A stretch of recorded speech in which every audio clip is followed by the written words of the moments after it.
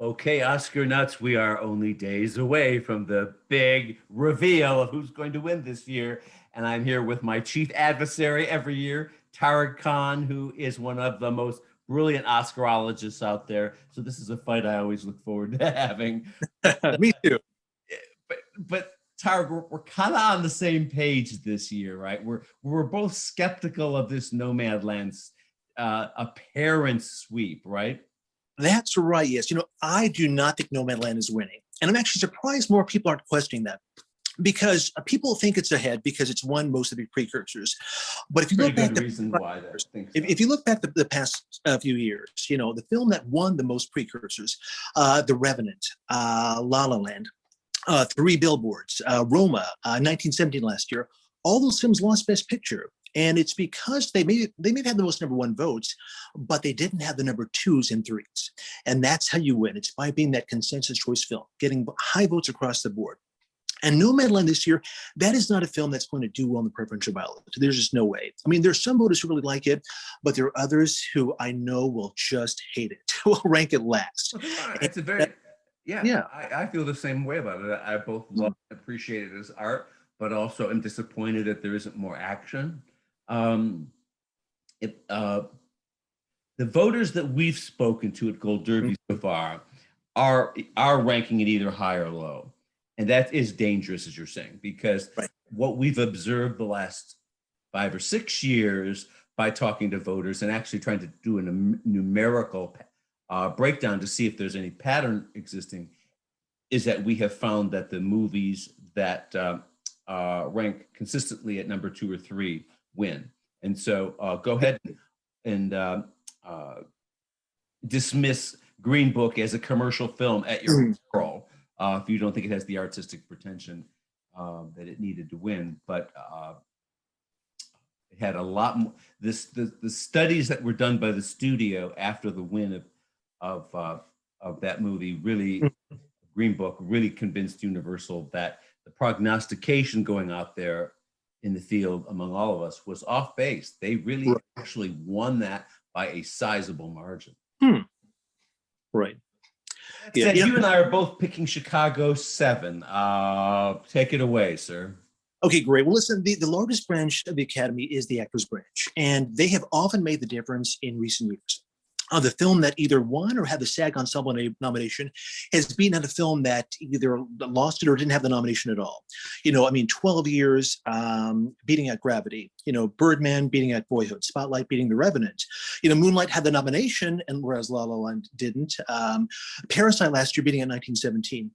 So this year, Nomadland is not an actor's movie. Chicago 7, that is a real actor's movie.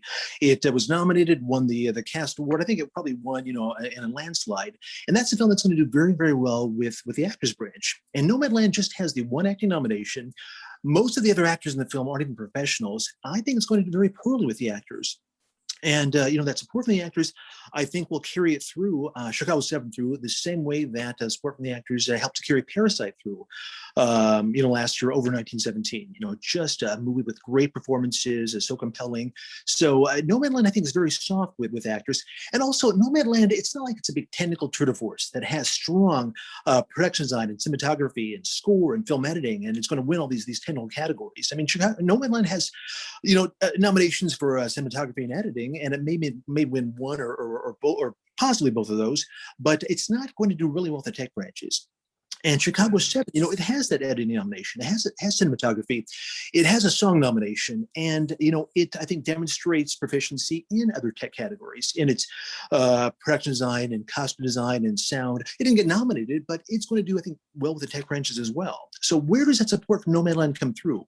I mean, it's a director's movie, but just directors alone can't carry a film through to win Best Picture.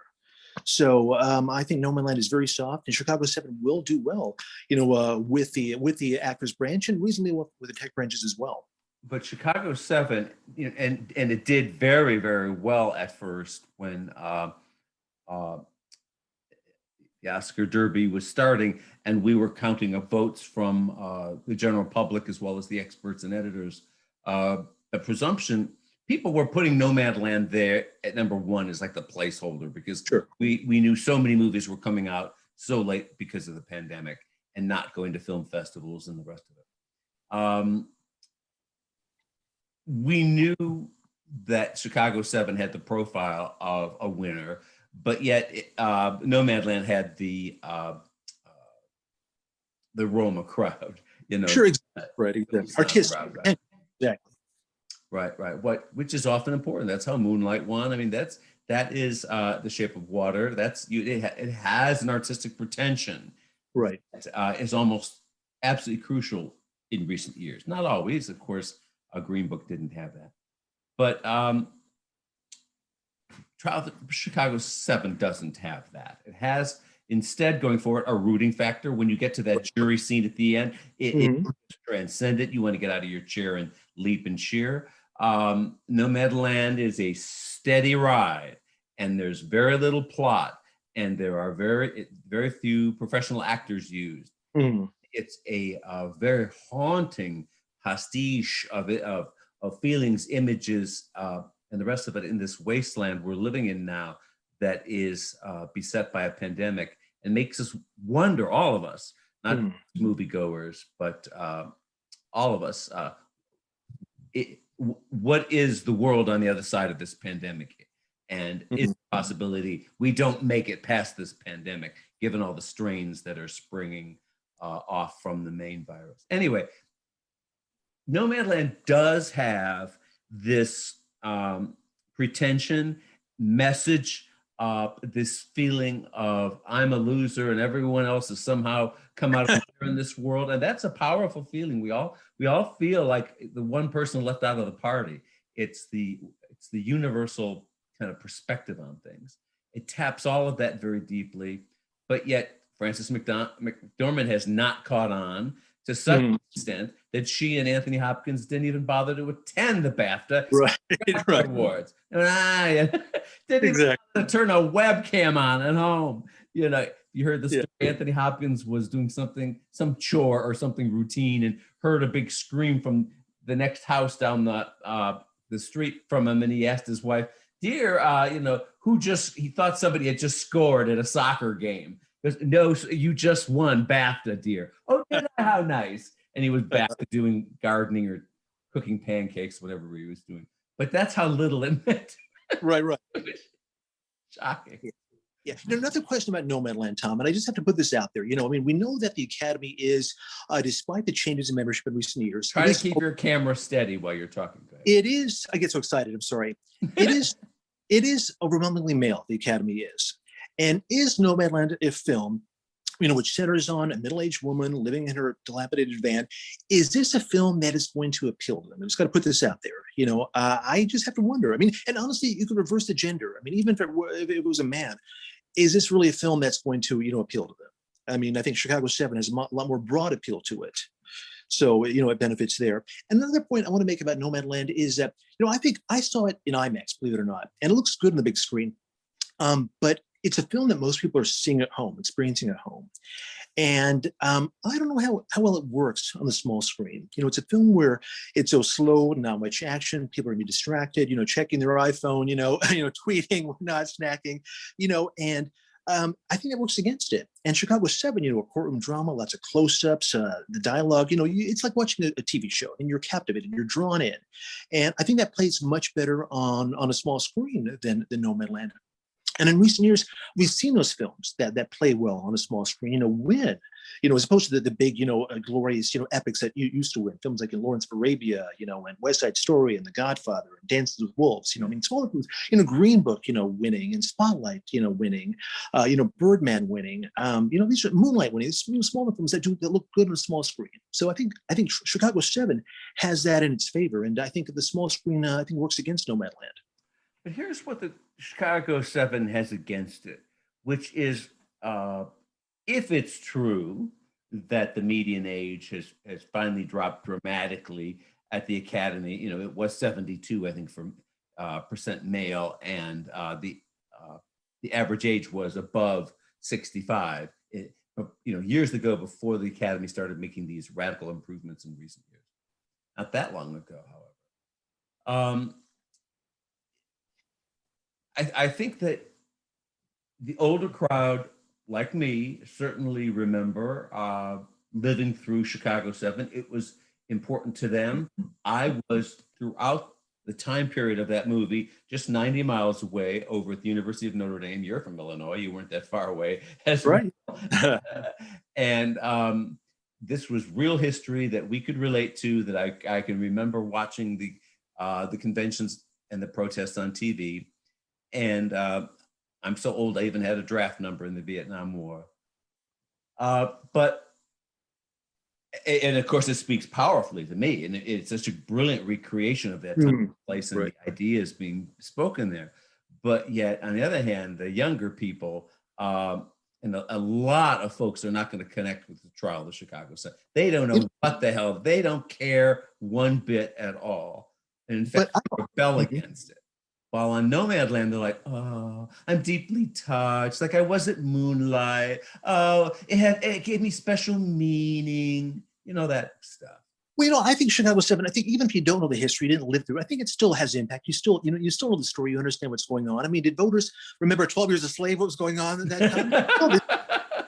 Chicago 7, the story, the script there, it doesn't matter whether, you remember it, whether it's even, real or not. I mean, it's a good story, and it's well presented and it has impact. So, I don't think that really matters so much. Also, we have to be really brutally honest here, Tariq, and that is that because of the pandemic, so many movies shut down. A lot of big, brawny movies that could have come into this race were pulled for now. And so what we have are a lot of little art house movies. And we have an Oscar race unlike any others, where these viewerships to the award shows are down 50% in some cases, like the Globe. And do people really not care about awards? I'll tell you one troubling thing for people like you and me are that because of this drastic drop in viewership, I've always had that fight, as you have, with people who watch these award shows because of the fashion and all the bullshit. It's like, that's not the reason they're there. Just move on. Yeah. You can see that at the premiere of Ninja Turtles 12 movie. They'll come down a carpet looking pretty. Just stop. Yeah. Go for the best movie. So I've always fought the good fight for this being about awards. And now that you've taken away the glamour of the red carpets, these ratings are plunging so much. Sure. We're living in a world of media saturation. And there are people like Don Mischer, I believe, who recently said, look, this is what the award shows are from now on. Yes, they all may be together in a room. Yes, it may return to the traditional format, but we're consuming the late night talk shows and Saturday Night Live and so many other shows in vignette form, in little videos put on social media. And that's how we're viewing key in sports, in entertainment, shows and the rest of it. So whoever I was talking to the other day was saying, you can't read anything into these ratings. The key people were watching, and they were watching on social media, and they were watching it a day later, and etc. It wasn't like the old days sitting there in front of the TV with a little Nielsen meter clicking behind your TV, telling the world that you're watching. I don't know. It's a fascinating year. Yeah. So what's the next category? Well, let's pick actress. This is the most exciting category. My God, you can talk yourself into any or most of these people winning. But the one person who's not been winning is Frances McDormand. Until yesterday. Right. Then she finally won at SAG and then didn't show up to BAFTA. Yes. And she didn't show up to a collector award, but either did the Best Actor, Anthony Hopkins. So she's never campaigned, though. She's already got 2 Oscars. So maybe she's one of those Katharine Hepburn types who doesn't have to bother. Right.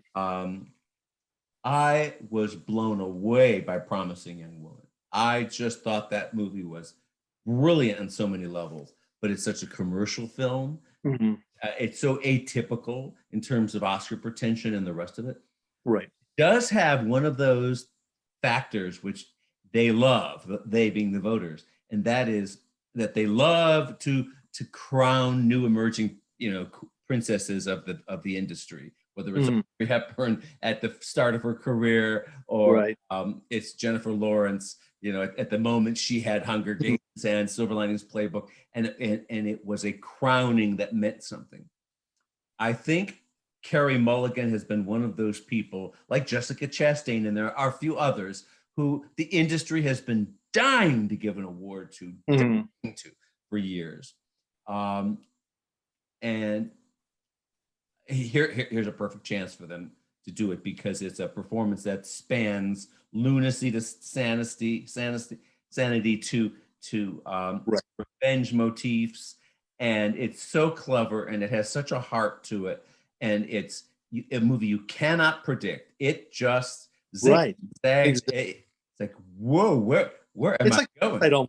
It's like Parasite in a sense, whereas you just know where it's going, and it just it's a wild ride, no question.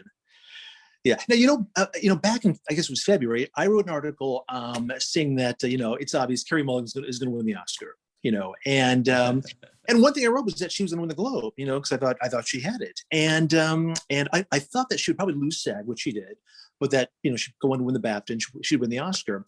And then she lost, the Globe. I mean, I was shocked, and I apologize that I was sure she would win, but I don't know what happened. And then she lost SAG as I honestly expected. She wasn't nominated for the BAFTA by this new jury system, and that's baffling, because I think if she'd been nominated, she would have won. So she's lost the three big awards. I mean, she won Critics' Choice, but she's lost the three big awards. We've seen Andra Day and Viola Davis and Frances McDormand now each win a prize as well. So it looks like here we are facing a photo finish. We won't know for certain, but I still think it's Carey Mulligan. And I think it's a performance that there's the most passion behind this performance. I mean, that's why she took the lead, because people love this performance. They're raving about it. The character is so fascinating and so intense, and it draws you in. She's the heart of the film, and the film, it's really exceeded expectations. I mean, it's gotten in for picture and director, all the key categories. When a win original screenplay, it's nominated for editing. I mean, it probably won't win the best picture, but it's a real player, and that support for the film, I mean, that helps Mulligan. There's no question. And another point which I've been trying to explain to people is that there has been a surge now for both Andra Day and Viola Davis, but there's no way those two, the roles are very similar. They're both playing singers in 20th century period films. There's no way those two won't split the vote and cancel. I disagree. No, they're not the same. They're very different. But still, they're going to cancel each other out. I mean, together those two may have more votes than Mulligan, but if you separate those votes, there's no either way, one will have more votes than Mulligan. I mean, all she needs is to win by one vote. She'll have more votes than Andra Day, more votes than Viola Davis. There's no way either one of those will surpass her either. But don't you agree? There's a real possibility of Andra Day winning this. It's not impossible, but I think it's unlikely. I mean, here she is. She's a singer turned actress. It's her first film. The film, has gotten so reviews, no other nominations. I mean, she had no SAG nomination, no BAFTA nomination. I mean, it's only those voters, and there's some who are blown away by the performance who'll vote for her. But is that enough? And again, if you're going for that showy theatrical performance, I mean, Viola Davis just won SAG, and she's in a film that has more support and she's more popular. So, I mean, but she won at SAG the year of The Help too, and she didn't win the Oscar. Right. Yeah, exactly right. But what I'm saying though is that those two performances will kind of appeal to the same voter. I mean, whereas Mulligan, her vote is solid. Anyone who loves that performance loves that. Oh, I know. Then you're a disciple of the movie. I'll say I was blown away by Viola Davis in Ma Rainey. I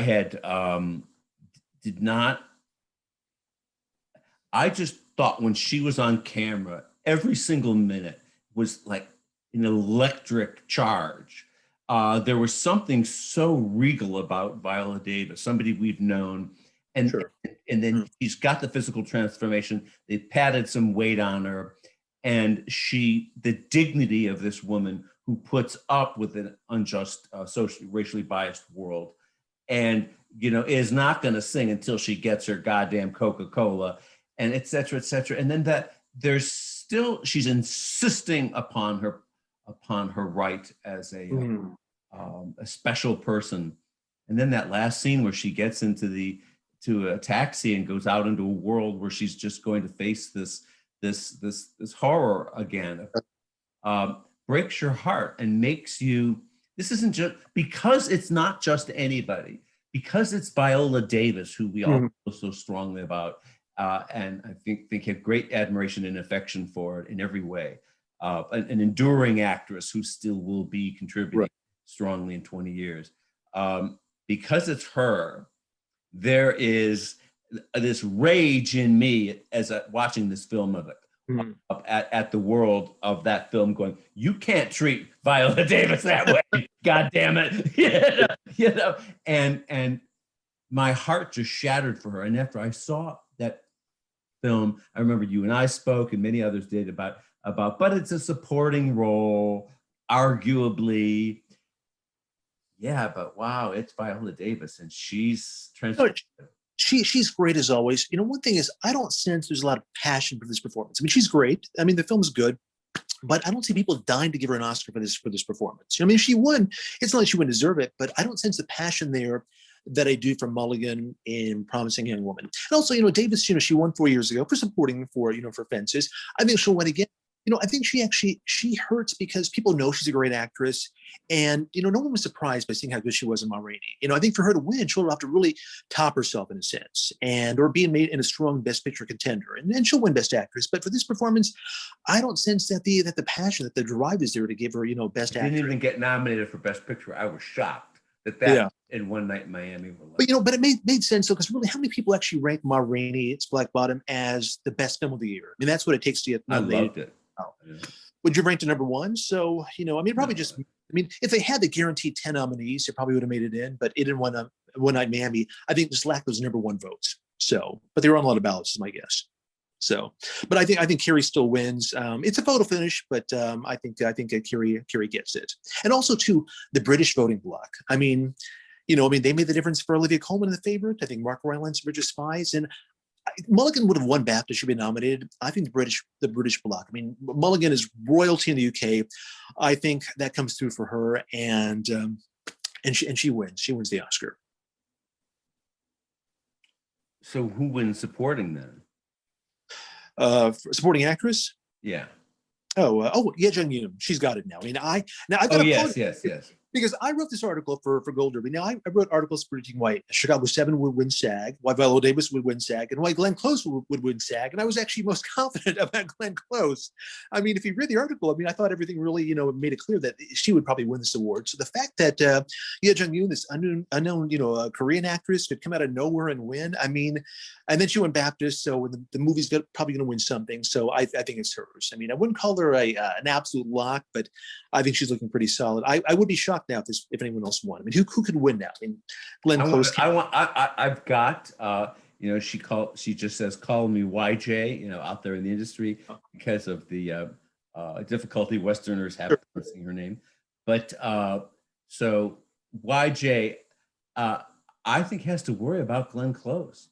I think that Glenn Close, it is now so well known that she's never won. And it doesn't matter if they don't see the movie and don't remind me about the bad reviews and the rest of it.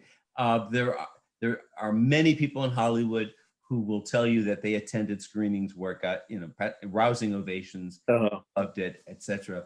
And this may not be one of those movies you trust the critics, and it may be just one of those movies they don't care.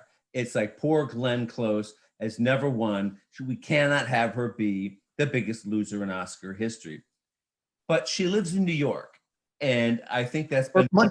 She lives in Montana now, but either way, she's not in LA. She used to live in. She was not living in Hollywood, was the point that I was making, and so she wasn't constantly in the circuit. But I noticed that in the last 7 or 8 years, or maybe longer, maybe 10, that she's been an active veteran campaigner. When we're at events, etc., she walks around and shakes her hand. She introduces herself to you. She actually, was very shy early on about that. Now she's working it. And I think everybody feels so bad about her situation that it could really help her here. And it's a colorful title for a movie. And it's just supporting. They're like, right. What's funny? If she had won SAG, she might have had a chance. But if she couldn't win SAG, then there's no way she's going to win the Oscar. And I think even voters who like her and want her to win know that this is not the role that she should win for. And maybe she'll have the chance in the future. But if not, Hillbilly Elegy, I mean, it must be a kind of a throwaway. So they do go for the veteran actresses at SAG generally. So for a veteran actress like her to lose, Right, exactly. Yes, I wrote in that piece. SAG goes for the grandmas. I just picked the wrong grandma. So yeah. So no. So I think she wins the Oscar. Oh, by the way, last year, if Lee Jung-eun in Parasite had made it in for supporting actress, like we tried to get her the nomination, or the maid in Parasite. If she got nominated last year, she would have won. It's a shame that didn't happen. But this year, we get a Korean actress winning supporting actress. So it'll be a great moment. And she's adorable in the movie, of course. She's the kind of comic aside. She's a She's a Mother Earth character. Now, what the hell happened to Amanda Seyfried? Early in this race, we had her out at number one so far that it looked like you couldn't catch up with her. Now she's down in fourth place, and Olivia Coleman, who at one point was ruling this race, is down in fifth.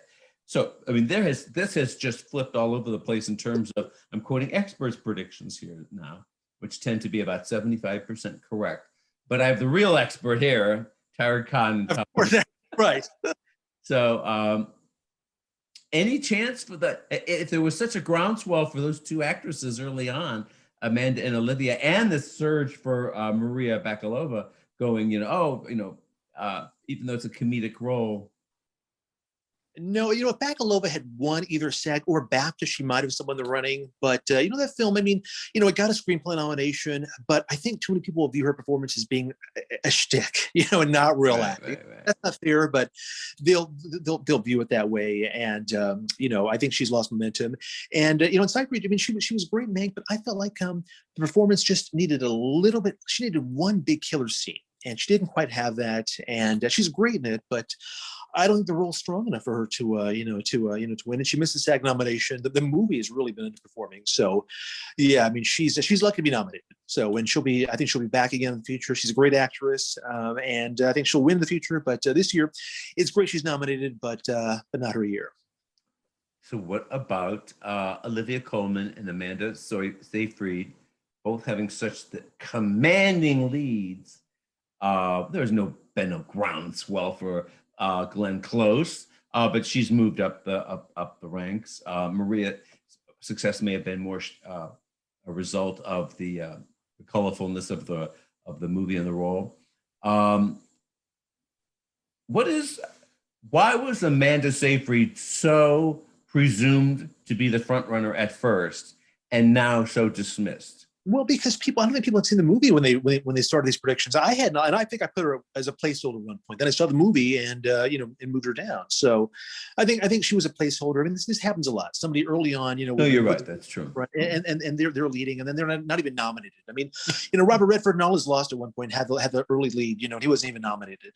I mean, I remember at one point Willem Dafoe had the early lead for Florida Project, and Laurie Metcalf and Lady Bird, and so it happens where somebody has an early lead, and then we see the other film, see the competition, and their lead drops, and they may or not even be nominated. So Seyfried, she's lucky to be there. And it's funny, Olivia Coleman. If Glenn Close had won for The Wife, Olivia Coleman would be a slam dunk for The Father. It'd be an easier race this year, but no, they had to give it to Coleman for The Favorite, and now Glenn Close loses again, and it's a tragedy. So yeah, they have this history of going up back and back against. Right.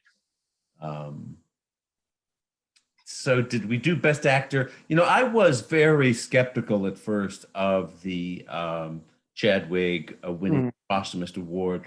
Only what is it? Really, only two actors have won now. Have right? won posthumously, and it's 5, 6, or 7 nominees that have lost. Sure. Right. So statistically, it did not look good in her favor.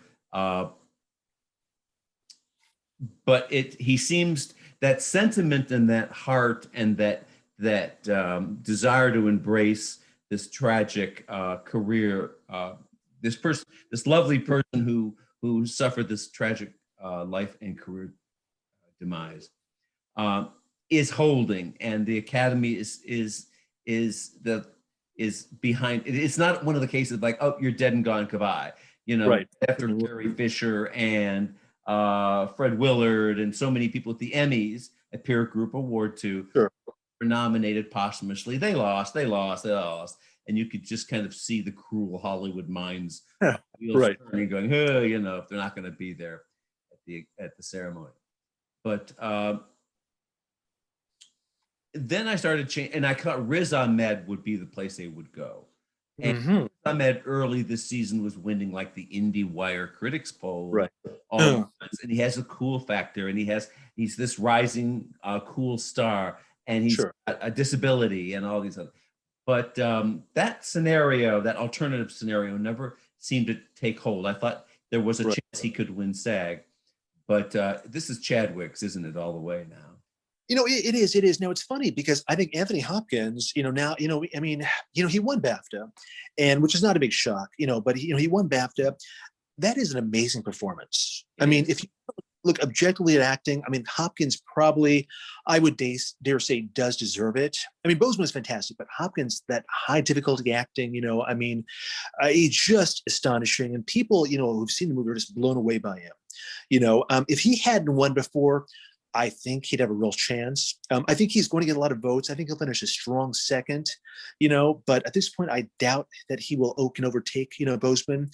You know, now the father did do better than we expected. I mean, he got A 6 lot. Best picture nomination, right? You know, and Ma Rainey didn't, you know, so, you know, Hopkins, he's going to do well, but I don't see him overtaking Boseman at this point.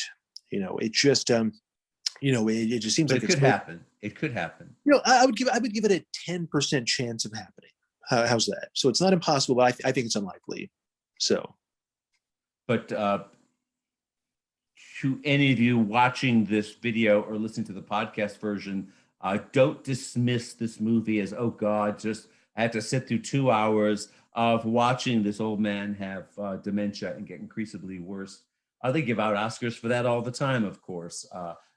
But Julianne Moore has one for this reason, and the caregiver to the victim of dementia, you know, like Jim Broadbent, even wins. right.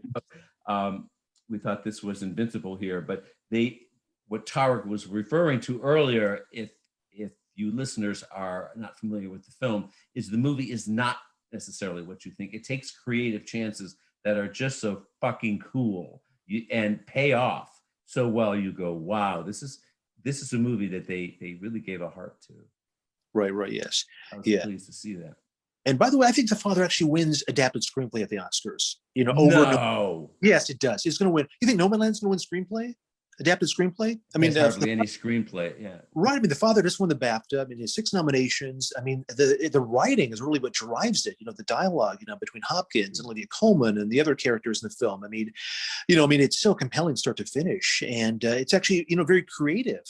You know, with the way it's presented, and you know, Nomadland. I mean, really, I mean, there's not that much dialogue. I mean, it's not. There's very little plot. I mean, the writing for Nomadland is just not that strong. So, I think The Father wins adapted screenplay.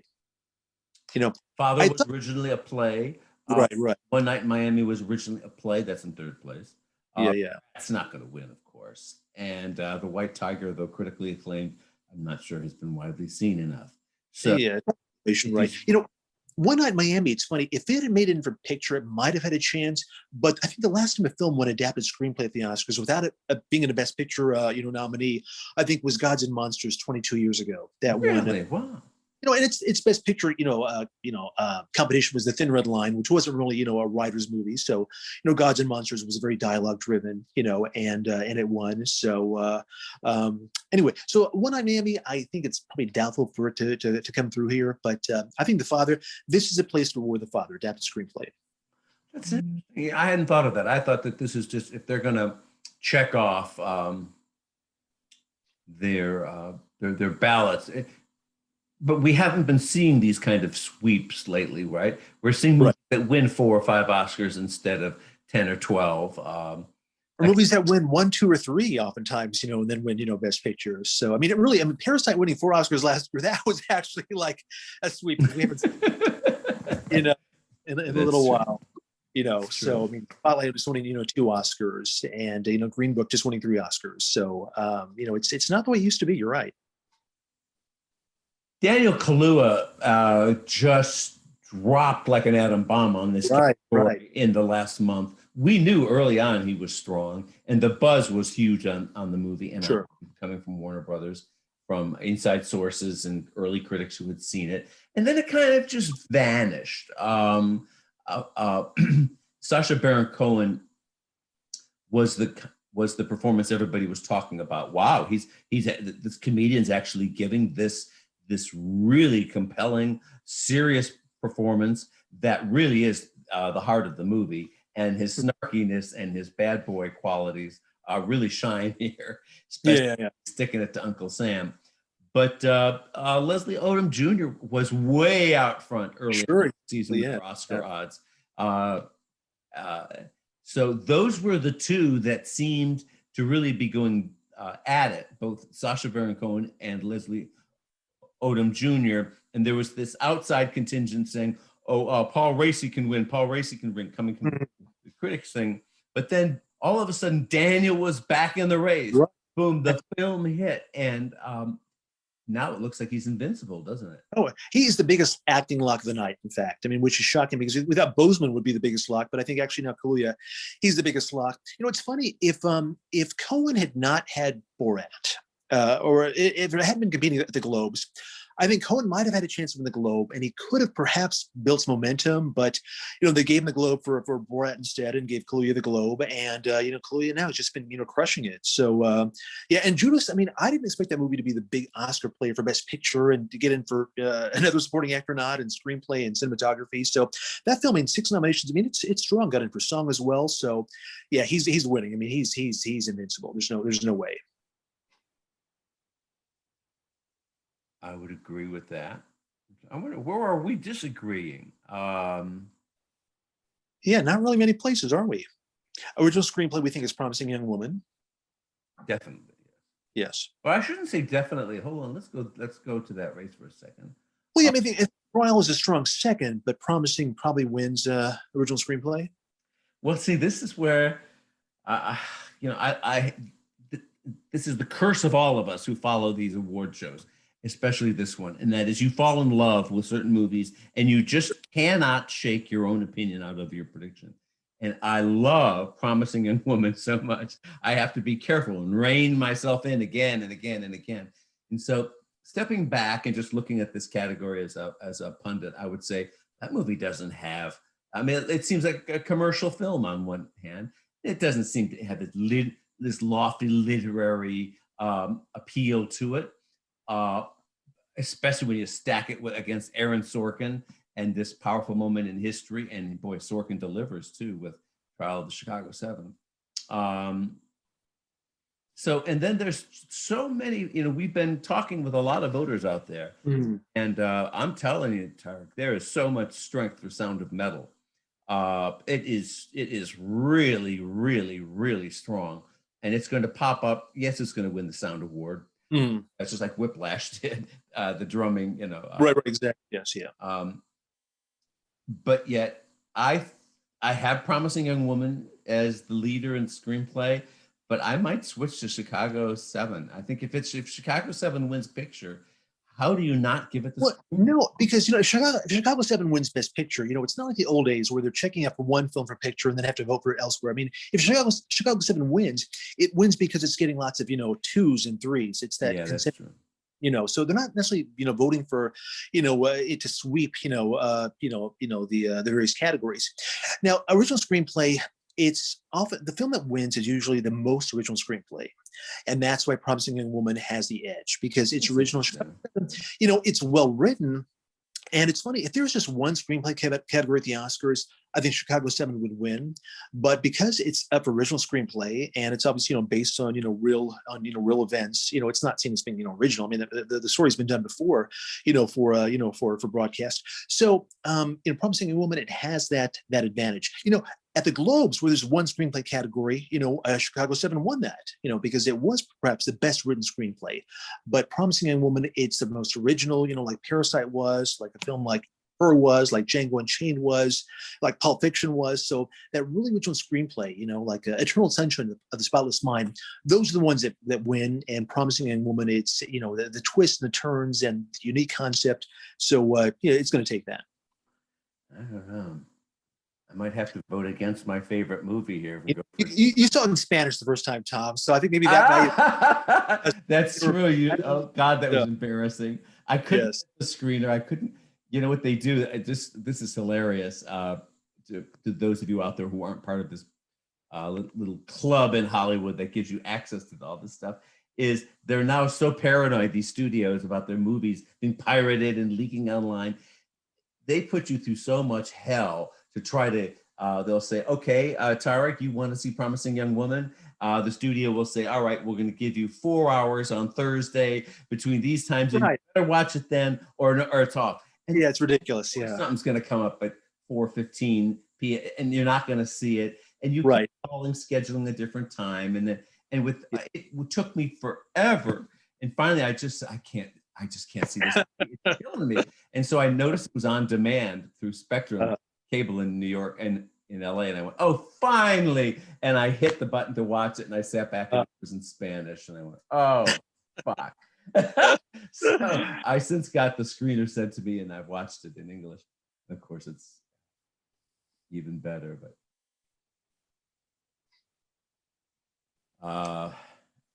is there another big category we want to talk about here? Yeah, I want to talk about some of these crafts, like cinematography. Nomadland could win that. I mean, that's all about vistas and exactly. You know, it probably will, and I didn't want it to because I wanted Mank to win, but Nomadland probably will win. You know, we've seen the director and cinematography award go hand in hand so often in the past, decade. You know, in recent years, the only time they haven't matched is when Roger Deakins has been the cinematographer. You know, he won for Blade Runner, and then for 1917. So in those films, then one director. But generally speaking, there's a big correlation, and visually, Nomadland. I mean, the shots of the mountains, and the shots of the bleakness of it, and the van moving. So I think that's its token of the reward. By the way, I think those are the only 2 awards Nomadland wins: director and cinematography. I don't have been winning anything else. So, but I think Nomadland wins cinematography, and Mank only wins for production design, which is sad, but that's probably all it's going to win. And now film editing. Now Sound of Metal, it won the BAFTA, and we've done this. We've seen this where a film that has a sound nomination has a much better chance of winning for film editing. We saw that last year, with Ford v Ferrari winning editing over Parasite, because Ford v Ferrari had those sounding nominations and Parasite, didn't. We saw that with Bohemian Rhapsody 2 years ago. It won both sound, Oscars against Vice, which didn't have the sound nominations. I still have Chicago 7 because it's fast and it's flashy, and I do think they want to vote for Chicago 7 in one place. But Sound of Metal, I think, leads the odds now, and that could just as easily win for film editing. So, what's your prediction in this category? It is Chicago 7. It is Chicago 7 because Sound of Metal, there are several points in the film where it is very slow, and usually that works against a film. Usually the fastest, flashiest film wins, like Whiplash winning for film editing. And Chicago 7, start to finish, it's so fast. And also Chicago 7 weaves together those different storylines the way Traffic did, that went for film editing. So I think it wins, but I'm prepared to be wrong. So yeah, I think it's Sound of Metal. I think this is where we you could be right. Yeah. By the way, could Chicago 7, if it loses film editing, loses screenplay, could it win nothing and then just win Best Picture? I mean, could that happen this year? That's conceivable, right? It is, right. Of course, Grand Hotel is a case of where a movie with one nomination won Best Picture, and then there was a movie a couple years later. Yes. Do you know what it was that lost every other nomination but won Best Picture? 1935, Mutiny in the Mountie. That won Best Picture, right. But won nothing else. So had 3 Best Actor nominations. They all lost to Victor McLaglen for The Informer, which also won Best Director. But yeah, so this year we're looking at Mutiny again, perhaps, right? It could be. We're giving hairstyle and makeup to Ma Rainey. I think won the BAFTA, exactly. It's probably has more support than most of the nominees there, so it probably wins. Production design, Mank. I mean, you're rebuilding the Hearst cast. Right. All of the right. There's nothing that could really top that's the best place for Mank to win something is production design. So yeah, I think it wins there. Now costume design. Now, is it Ma Rainey that just won the BAFTA? Because I question that, because there aren't that many costumes in Ma Rainey, right? I mean, there's Viola, but normally the ones that win have like a lot more costumes. I'm wondering. I actually have Emma winning for costumes because those were much more elaborate and extravagant and colorful. And there's so many more, you know. The issue there is that that film came out, you know, a year ago. And did they see it? Do they remember it? You know, it did get a makeup nomination, so that works in its favor. And Emma, it's Alexander Byrne who won for Elizabeth the Golden Age, right? So, it was Emma who's a favorite who won for Ma Rainey. So, but I think Ma Rainey may be the favorite, but I think Emma could actually pull off an upset there. They do love consistently at the Oscars the most of anything. So if a movie is the loudest movie, it wins the Sound Award. The movie has the most cinematography in terms of scope wins. And the point that Tariq is making here is that it's the movie with the most costumes, the big frilly things going on. Right. Traditionally used to always win automatically. There have been exceptions lately. Sure. Right. With Ma Rainey there, though. But Emma could do it. Emma could definitely do it. Strangely, it has 0 votes among the experts at Gold Derby. Emma? Yeah. Oh, really? In terms of, am I the only one picking it? I thought somebody else was as well. Huh. I see no votes among the experts. Oh, really? Okay, got it. So anyway, have you made your predictions yet? Absolutely, yes. Yeah, and I have Emma for costume design. So I always throw in a few long shots there because I want to always have my predictions be unique, you know. So I'm trying to call out those long shots in a few areas because they always happen, or usually happen. Best score, does Soul just win that? Yes, yeah, Soul's got it. Yes, exactly. Song. Now song, that is tough. That is tough. And now I have to think that the songs, you know, Hear My Voice from Chicago 7, Speak Now from One Night in Miami, and Fight for Her from Judas and the Black Messiah.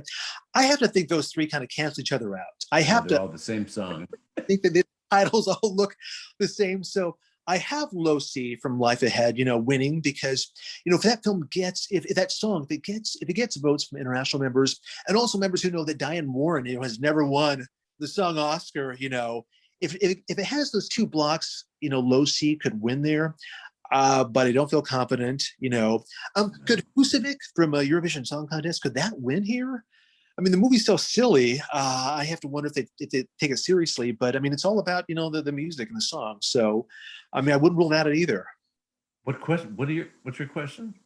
Oh, can the song from Eurovision Song Contest, Husavik, can that win? Oh, right. Can that win? No, because no. Okay, they think it's you know, an Eastern European TV show rather than a movie that they've thought of. Okay, got it. But the Low C thing with the Life Ahead is a fascinating contender because it is unlike all the others. Right. The movie is extraordinary and it's still on Netflix. Sophia Loren campaigned everywhere and was so gracious along the way. And you know, she was interviewed by Tom O'Neill, and that didn't get her the Oscar nomination. The Oscar nom, I don't know what does. She sunk so low, she came to Gold Derby, right? Yes, did come to us and asked for, by the way, which I thought was sweet. That happens from time to time. The great divas like Jessica Lange always, whenever she's up for any award, asks, "When is my Gold Derby chat?" You know, I mean, oh wow, okay, nice. They love it so much. But boy, Sophia Loren, I'm rooting for that to win and rooting for Diane to win. And Diane has told me, by the way, I'll tell you off screen here what her acceptance speech will be. Okay. She's lost 11 times or something like that. Yes, it's incredible. Yeah. So yeah, if one of the other ones of the defiant anthems wins, you know, Speak Now, Hear My Voice, or Fight for You wins, which one is it? I guess I would almost pick the one. Is it Fight for You from Judas and the Black Messiah? Is that the one? Yeah. I guess I might pick that one, perhaps. You know, if anything, but I don't feel but that's just a guess. So I think Speak Now from One Night in Miami leads, but that film underperformed, got no picture nominations. So I know. it seems unlikely that that's as strong as as we might think it is. But I mean, it could do it. Which only one of these is not the end credit song. Which one is that? Would it be Who's the Vic from the Eurovision Song Contest? I mean, have you watched that? I mean, No, I actually watched it because I watch everything that's nominated. So I was waiting. I was like, "Where's the song? Where's the song?" And finally, at the end, I mean, it's actually key to the plot of the movie. They finally, sing the song towards the towards the end. So it is the one that, I mean, people may remember most if they watched it. And I have to wonder this year how many actually voters will actually go take the time to watch this kind of silly Will Ferrell movie. It's very funny, but I'm not sure if they'll actually watch it. I would doubt it highly. So I would think that just in terms of power of the song title, "Hear My Voice," and the Chicago 7 thing, and etc., that seems like it would be a good rival, but it only has one vote. It's in last place at Gold Derby. Right, it's funny. Yeah. Speak Now is the one that is the overwhelming favorite. Right. I haven't made up my final decision about this yet. I have to really think about it. I picked Low C for the Globe on that 3 that the other ones would split the vote, and it won. So I may just bank on that at the Oscars as well. So I would love to see that happen. It gets a plurality. Yeah. Now, what about documentary feature? Well, the early buzz was all over the place that Time would win or Crib Camp, and now this My Octopus teacher is really surging, and I can't help but remind myself that very often the movie when you get into these secondary categories, the movies just with the most descriptive, funniest title wins. Like that traffic jam on the 405, and Heaven is a traffic jam on the 405. That won best documentary. Pick the most colorful titles in these lower second tier slots. Right. I love Octopus. It's funny that won PGA and now it won BAFTA as well, did it not? Yes. Okay, got it. So that seems to be the favorite. One of my best sources in documentary, he told me it's Crip Camp. And he insists that's going to win. He said it's serious, has great archival footage, great interviews. It's the stories like well told, the subjects, the interviews. I mean, the real people you see, and plus it has the Obama connection. So he told me, he guaranteed me Crip Camp's going to win. So I switched it. Now this is the same guy. Okay, I'll give his initials. JC. 3 years ago, he told me Icarus, that is winning documentary. And I said, no way, that is so boring. Most voters won't even watch it. The old about Russian doping at the Olympics, that would have won. But now everybody voting it's not going to win, and it won. So this guy, he guaranteed me Crip Camp's going to win. So I'm going with that. If it loses, I'm going to blame him. But he's been pretty good. So it's funny. This guy, the same guy, he told me, he's the one who 4 years ago told me that Sing would win for best live action short, and that was right. He told me that year that Fantastic Beasts would win costume design, and I didn't believe it, but that was right. So this guy, he's good sometimes. So I'm going to. Let me ask you this: when did he tell you that? Because early on Mm-hmm. Oscar season. Here's why I'm asking. Sure. The collective buzz was, Crib Camp was going to absolutely win. This race is all wrapped up. And then there was this presumption that Time really is the best doc of the year. And it appealed to this highbrow vote. And it seemed to be slugging it out between those two. And then in the last 8 weeks or so, Octopus has been slithering slowly up and has a lot of emotional support behind it. Right. So I don't know what to think here. Yes. Now he gave me 2 arguments against Octopus Teacher. He said one is that it's beautiful, the cinematography, it's fast, it's fantastic. But he said we've seen those things before. It's not I mean, again, it's very well shot, but it's not like it's that original. And also he said that the narrator, we see too much of the narrator. That really works against. We want to see like more of the octopus, maybe hear his voice, but he's on camera too much, and that takes away from it. I've heard other people say the same thing. So that was his argument, and we'll see. So my number 2 would be Crip Camp.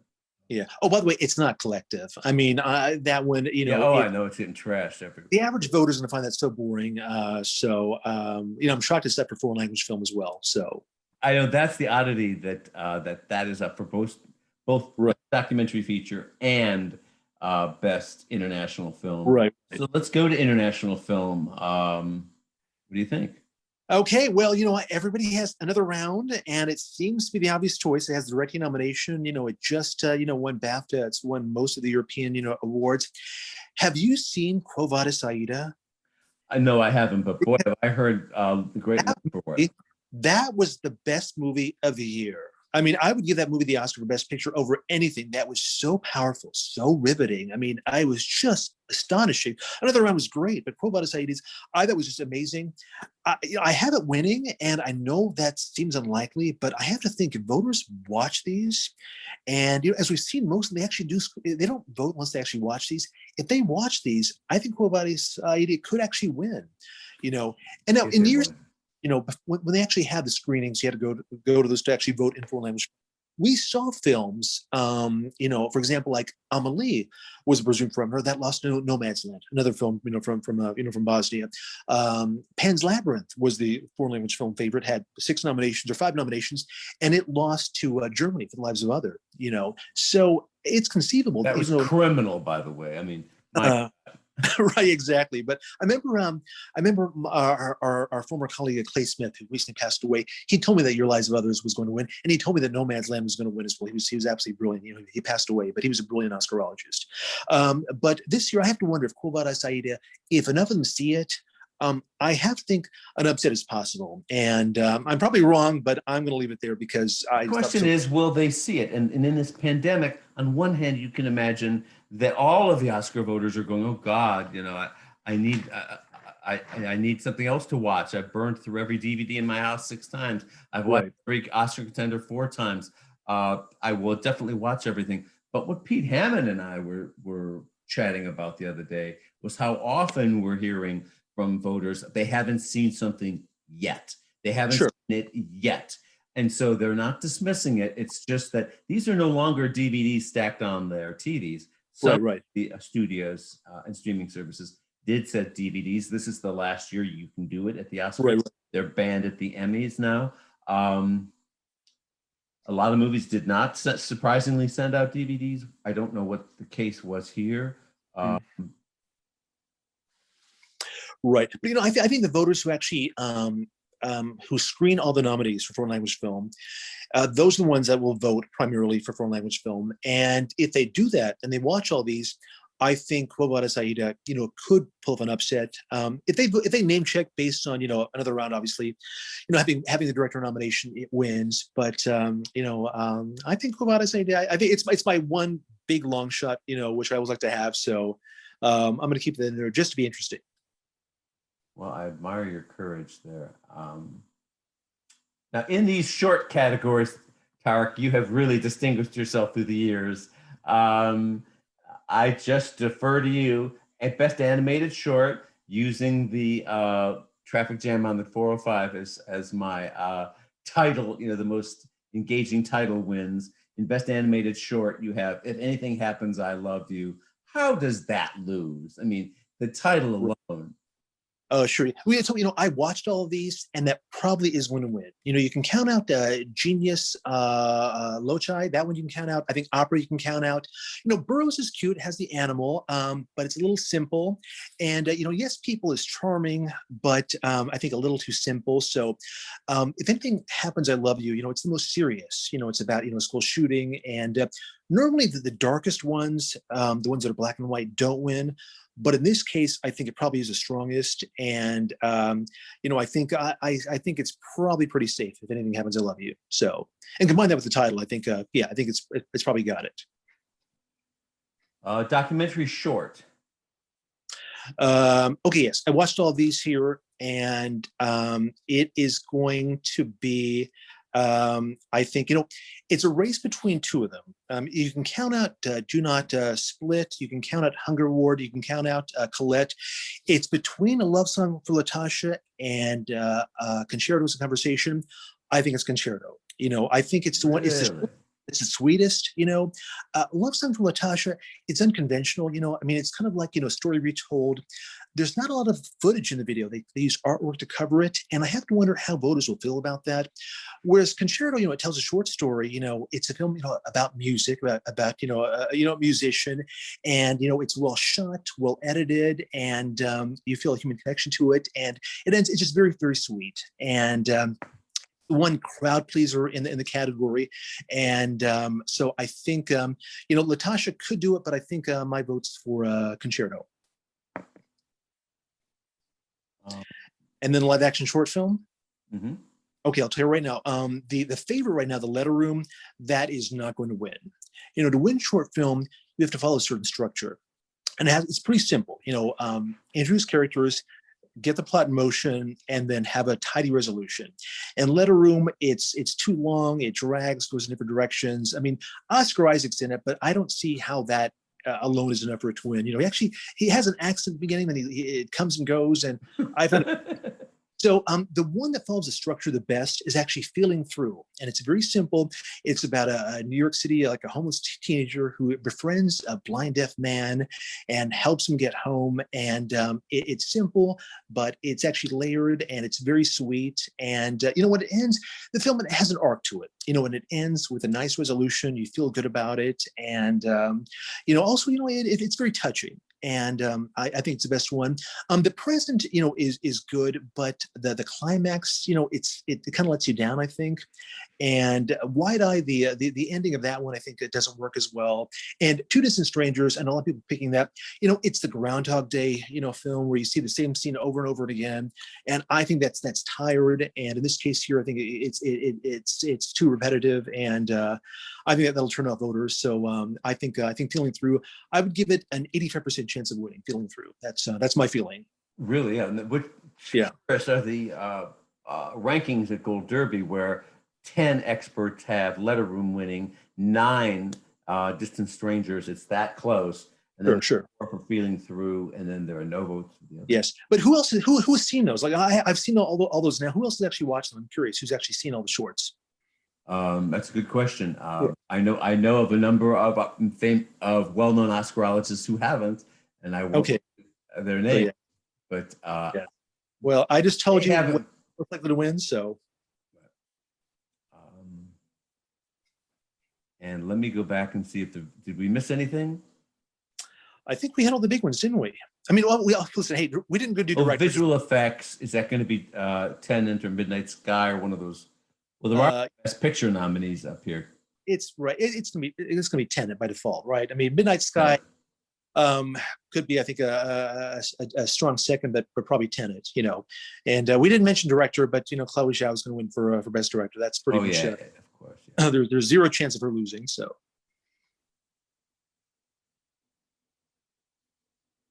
I'm looking through the categories here to see if there's anything else we've missed. Yeah, I want to see something. It's funny. Dayton Davidson, one of our contributors, he said that after we do our annual, slugfest, and I go through the winners for the shorts, he said that the odds always change. That people actually do listen to me, And of course they do. I want to see actually people actually, now sort of take my predictions and to see if we see a change in coming, in the coming days. So I'll be curious. So. I better not be wrong. I'm not stealing. In the past, I admit to have been convinced by some of your arguments, but I'm not sure I buy all of them this year. We're going to have some disagreements there. Yeah. Have you seen them, the shorts? I haven't seen all of them yet. Gotcha. But in general, you get a sense when the Oscars are in play on the screen when you're watching them, that the winners, as they're announced, are ones that you get a sense really are the strongest, that they are watching these. And what we find out from the consultants who manage these Oscar campaigns is that voters feel free to jump over categories if they haven't seen it. That they don't just vote every category to fill out a ballot, which I think is very noble, because as this highly flawed structure of voting system that they have at the Oscars, which I think is ludicrous, is based on the idea that you can determine the nominees based on peer group, but everybody gets to vote for everything. Right. You know what? If you've made the determination that only people who write screenplays can judge what's best for nominations for screenplay, you've got to follow that logic through to the winners, but they don't. Right, exactly, yes. I mean, it's fascinating to think that, that let's say, that Julia Roberts, she gets to decide, what wins for, for best, visual effects, or what wins for documentary short subject. I mean, everyone votes on everything. And I mean, how much does the average actor know about these other fields? I mean, are they really qualified to judge? And so, yeah, it's kind of questionable, but that's the way it's always been, right? So. It is, and it's a great year for us, Oscar watchers of all kinds, because it's so. I mean, it's the world is in peril. This is the ultimate reality show in the first place. The Oscars is. It's the kings and queens of our pop culture scene who have to be revealed as winners or losers in a humiliating fashion in front of the world, which is how we have to live our lives. They win everything, of course, whatever celebrities want.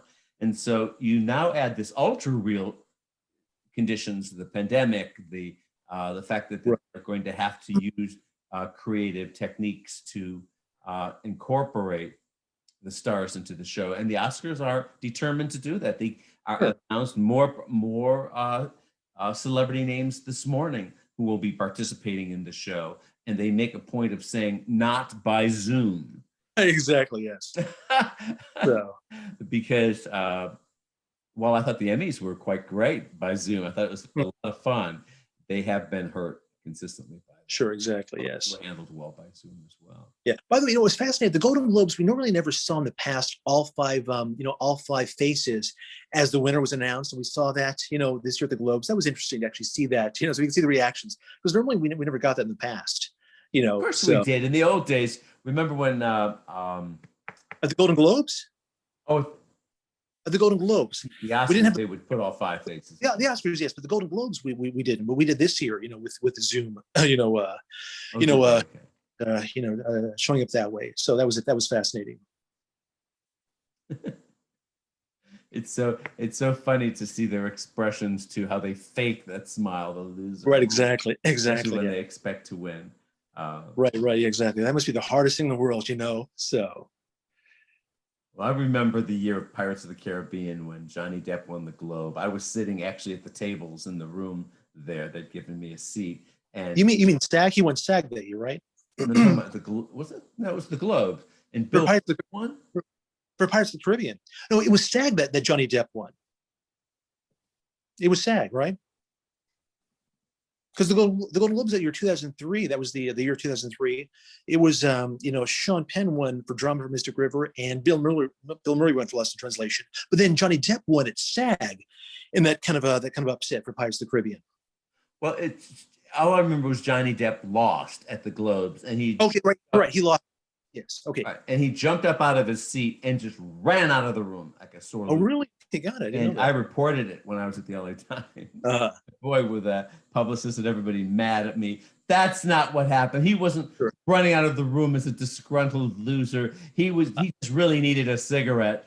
And there is this balcony right off the edge of the Globes International Ballroom where the stars who still smoke, and of course there's a lesser and lesser number of them, but they'll gather out there to have their cigarettes. And if you want to hang out with the likes of Russell Crowe and people who did smoke up till recently, like Nicole Kidman and Brad Pitt, I'm not sure how many of them are still smoking. The Jennifer Anistons and the others, and you think, whoa. But Johnny did not come back to his table. Let's put it that way. Okay, got it.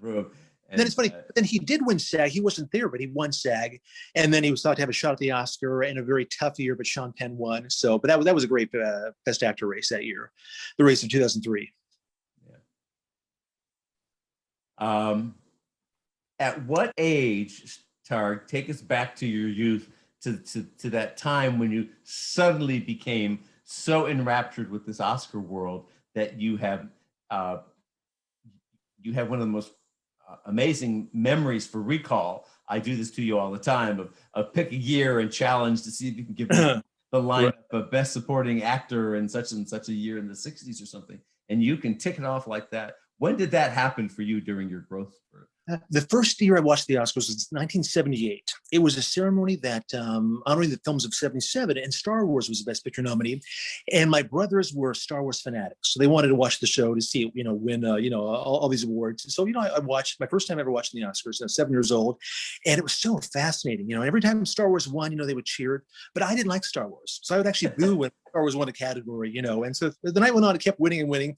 Finally, they get the Best Picture, and Jack Nicholson comes out to present the award, announces, the Best Picture nominees, Annie Hall, The Goodbye Girl, Julia, Star Wars, The Turning Point, and they're saying Star Wars, Star Wars. I'm like, not Star Wars. And Jack Nicholson opens the envelope. Annie Hall is the winner, and I cheer, and my brothers were furious. And ever since, so they've actually boycotted the Oscars since then, but it's been my passion. So. Oh, so you could lord it over your brothers. That makes sense. Exactly. Yeah. So no, I've watched virtually every Oscar-nominated, Oscar-winning film I think in history. I'm still going back and viewing a few I haven't seen. So, but it's been my lifelong project. So, what are the ones that really just don't hold up? The ones that don't hold up? The Best Picture winners. When you go back and you liked them originally, now you felt like. Well, of course, The Greatest Show on Earth. Really, that movie. How did High Noon not win that? That movie was a masterpiece, So there's actually quite a few that don't hold up. Really, West Side Story. Did that really? That I don't think it holds up that well. It's kind of cheesy. At the time, it won 10 Oscars out of 11 nominations. But I love that movie. I think it's going to hold up. You think so? Okay, gotcha. Yeah. So, right. Yes. Oh, can I tell everybody real quickly the story of how you and I first met? Oh yes. Okay. I had gone through the 90s watching all the red carpet shows that you would do with Joan and Melissa Rivers. And I recorded them all, and I was so fascinated. This guy, Tom O'Neill, everywhere, and you were so brilliant. And my first network news job in Los Angeles in the summer, it was July 1998. And I met the nominations for the Primetime Emmys in North Hollywood. And I'm there, it's 5 a.m. And I look and I see this guy, and I said, oh my God. And I said, you're Tom O'Neill. And I was so starstruck, And we started talking and, got into it. Is Helen Hunt going to win, again this year? And you were like, probably, and it was so fascinating. And, because I just thought you were just the biggest star, Well, there were no other Oscarologists back then. You're right. Exactly, yes. There didn't exist. You're right. So You're right. When Joan, and then we actually started those shows at E! A couple years before Joan and Melissa got involved. I think they started somewhere in the mid-90s. And I was doing those red carpet shows with E! Going back to, I think 91 may have been the first one at the Pasadena Civic Auditorium for the Emmys, because that's where they were born. And then they decided to hand over the MC microphones to some celebrities and gave it to Joan and Melissa. And for 12 years, I did shows with them, including when they jumped networks over to TV Guide channel. But it was always fun because, of course, Joan was so crazy. Oh, yeah. She would have a tantrum and an outburst one moment and turn around and be the most loving, nurturing grandma or Jewish mother you've ever met. I love Joan. Unfortunately, the very last time I had a communication with her, a discussion, it was an argument, and she was right and I was wrong, and it was very, very. It bothered me for many years that was unresolved after all the years of knowing her. Because I admire and loved her so much. Sure. But recently, Melissa and I got together and did a podcast, kind of walk down memory lane. You can find it on the Gold Derby podcast channel or at YouTube. And that was fun to do. And I think Melissa and I will find out ways to team up in the future. Oh, yeah. Those red carpet shows you did, those are fantastic. You were amazing, and so I joke with you that I was your number one fan, like Kathy Bates. I look at this now, and I've actually taken, a few shots of your ankles over the years, with some of your predictions, so, I'm your number one fan. I remember you and I sitting outdoors at some cafe, and you just looked up and you looked around and you said, I'm having lunch with Tom O'Neill or something like that. I was starstruck, exactly. I mean, you're Tom Hanks or any other Tom in the business, so.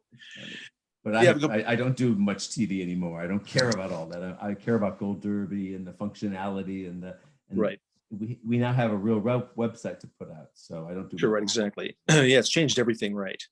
So, and it's funny because so many people in the industry that follow Gold Derby now. I mean, I'm at events now. People come up to me and say, "Oh yeah, I read you on Gold Derby," and they're so fascinated. I mean, so yeah, it's fantastic. So it's especially embarrassing when those stars who are saying that to you are ranked fifth or fourth, and right, exactly. They know it, and they're mad at you, and they let you know how mad they are. Right, exactly. Yes. Yeah, people have asked me. They said, "Am I going to win this year?" And and I'm usually honest. I said, "Look, I think to be nominated, there's a chance, but you're up against this person, and they're playing a real person, they're physically transformed, and it's going to be hard." I said, "You may win the Globe in the comedy category, and that may be your chance to shine this award season." But they don't want to hear that, right? But I'm always brutally honest. So it's funny. Years ago, I was at lunch with Carey Mulligan and for her film Wildlife, and I love that movie. I thought she was so great, and I told her, I said, I hope you get nominated. I said, you'll win an Oscar someday, and she was very gracious, and so this year when she wins, I can say, hey, I told you it was going to happen, so yeah, I remember actually sitting at a table with her and Keegan Michael Key for about half an hour, and they know all about Gold Derby, and the odds and everything. And yeah, we had a fascinating chat. And they asked me questions, about things. And so everybody in Hollywood really pays attention these days. Chris Beecham, our managing editor, was at an event a couple years ago. What was that sci-fi movie that she was nominated or not? Arrival, Amy Adams. Yes, that one. Yes. There was some event that FYC event that they were both at, and Chris didn't realize that she was directly in front of him.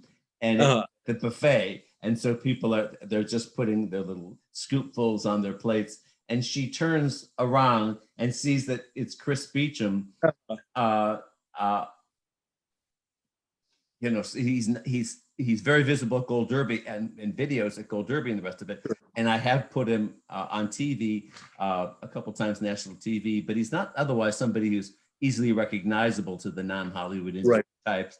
She turned right with her plate, looked at Chris and said, "Why did you knock me down from third to fourth place last night in your predictions?" And he had. And, and he said she didn't even say his name or the rest. She just looked and got mad at him, let him have it, and then kind of walked off. Wow. I didn't know what to do. I just didn't know what to do. Exactly, yes. And what happened? She wasn't even nominated for the Oscar then. I know. Blames that on poor Chris, So, boy. Some of them follow it obsessively, some of the stars. It's really interesting. We've only had one person historically out of 80,000 to get 100% score. So you and I've got to top that. We've got to not let the kids sneak in. Exactly. So we've actually tied in the past several years. We've actually finished tied for third. So yeah. So this year we need to, one of us needs a breakout, I guess. So you just finished first at BAFTA. So this year could be your year. Oh, that's true. I did win BAFTA. Yes. Yeah. Good job on that. I just went through and just didn't even give it thought. And then of course came in first and thought, and we know this as pundits, it's often that first emotional reaction you have is the one that is going to win. Sure. And then we overthink it and screw it all up. But you, though, Tariq, I must say, consistently are in the, I'm either near the top or way at the bottom of the leaderboard for the experts. You are consistently in that top five and often win. Thank you. Thanks. When Joyce should have a wrestling match. Oh, there you go. Okay, yes. Somebody messaged me and told me that out of all the pundits who've been there the longest, the past 10 years, they said they did some calculations and they told me, I don't know if this is true. They said of the past 10 years, overall, I have the highest accuracy was predicting the Oscar winners. I don't know if that's true, but that's what somebody told me. So I need to go back and do the math. But I've had bad years too, so they're tough years. This year, I'm afraid it may be a bad year. I could be all wrong about Nomadland. It could sweep everything, So, by the way, one more thing about Nomadland. Remember, it has 6 nominations, like as does Trial. Films that were favored to win Best Picture in recent years that actually lost. Had so many nominations. I mean, Revenant had 12, and La La Land had 14. 1917 had 10. So this year, Nomadland 6 nominations. I mean, really, why is everyone thinking it's so strange? strong for Best Picture. You know, I mean, it's clearly vulnerable. I mean, it could win Best Picture, but I mean, it could just as easily lose. And I'm surprised more people don't see the possibility. I know, but it's got what, 10 nominations? No, Nomadland 6 nominations. 6. That's got 6. But I mean, Mank leads with the most with 10. Right. Exactly. Yes. Yeah. Right, Exactly. right. So right. What I'm saying is, films that we thought Revenant had an advantage over Spotlight because it had 6 more nominations. You know, La La Land had 6 more nominations than Moonlight, which had 8. You know, and even last year, Parasite had 6 nominations. You know, and we had, we had 3 films with 10, right, and 1 film, Joker, had 11, and so, but Parasite won. So Nomadland with 6 nominations. I mean, why do we think it's so strong? So if films with 10 nominations can lose to a film with 6 nominations, a film with 6 nominations can lose to a film with 6 nominations, right? So, well, this bizarre thing they do at the Oscars, which is have different voting methods for different categories, and think nothing of it. It's in my mind, decide on the best system of choosing a winner and apply to everyone, please. You should have a top 10 nominees for every category. Okay, got it. Right. And if they're so worried about, they're losing precious airtime, they only had 23 categories and they have 4 hours on TV, mostly filled with garbage, but or these skits that go nowhere. So they have the time. There are ways for them to solve the problems they have. They just traditionalists and have a lack of imagination, and it's a power game to them. Yeah. Just cut out all the endless montages. I mean, we see these montages year after year. So cut those out. Not necessary. So. Well. Yes. Oh, hey, Tom, by the way, if this were the pre-preferential ballot year with just 5 nominees and Nomadland, was one of those nominees, I think it would win Best Picture. If it was a winner-take-all system, whatever gets the most votes wins, Nomadland would. But again, it's a preferential ballot. That's what's caused these upsets in recent years. And that's why Nomadland, I think, is very vulnerable. That's where I agree with you. So. Wow, what a fascinating year, my friend. I know. Let's see if Chicago 7 now rises in the odds after people watch our Slugfest, and maybe it takes over, right? So can we convince people? Sure, why not? There's a belief among some of the biggest, most famous Oscar campaigners that the herd mentality is right at the Oscars, that where nobody had heard of the Hurt Locker, all of a sudden it just gains steam and takes off. Sure. The Artist, or these other movies that are just cleverly put on the map and go on. Right. Yeah, no, because that really was the case of the Hurt Locker. I mean, early on, the movie came out in the summer, and it was, a box office bomb, and a bad title, no big stars, about the Iraq War. Those movies never did anything, and it came out of nowhere, won the Critics Awards. And then you told me this. You said there's this herd mentality. They're all saying, "Oh, the Hurt Locker, it's so brilliant, and you told me it was unstoppable, and you were right. It was. So. It had the worst title, no stars. It had all the things that normally exactly. But it wasn't, and this is where the Oscars get really interesting. It wasn't that Oscar year at all about the Hurt Locker or Avatar or anything. It was about a woman getting vengeance on her husband, and all of us cheering her ex, all of us cheering her on. And that's where the Oscars become really interesting. This is voting on each other, on themselves, who we love and who we don't. Look back at that very strange situation of the Russell Crowe movie, Commander. Master Commander? Master Commander. Everybody got nominated except the Master and Commander. Right, exactly, yes. Yeah. Everybody got nominated in that film except Russell Crowe. And it was after his little antics at the BAFTA ceremony and at a hotel in Soho, where he was allegedly abusive, and it leaked out through the press and hurt him. And the Oscars are our window into what they think of each other. That's why Judy Garland lost to Grace Kelly.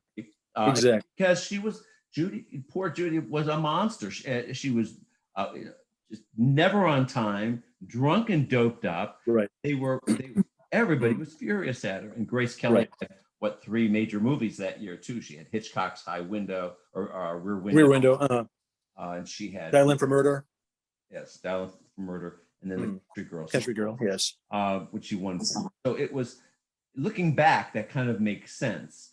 But you could look at the Emmys, where Jackie Gleason was the TV self-proclaimed the great one, was how he called himself. And Art Carney won 5 Emmys and he won none. And as legend has it, and it was Gleason's wife who told me this, that that Art came over to drop by for a visit, they had to take those 5 Emmys and put them in a closet and in front of it and close the door, because if Jack came into the house, he'd just go into a fury. And in my book on the Emmys, I give her a lot of room to talk, because that was a perfect bird's eye view into the lives of these people who are keeping score. And I've won 0, you won 5. With Andy Griffith won 0, but Don Knotts won 5 and never lost for the Andy Griffith Show.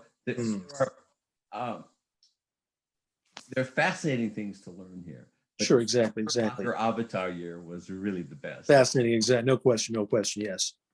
They weren't voting on those movies. Yes. Hey, one more quick thing about this year.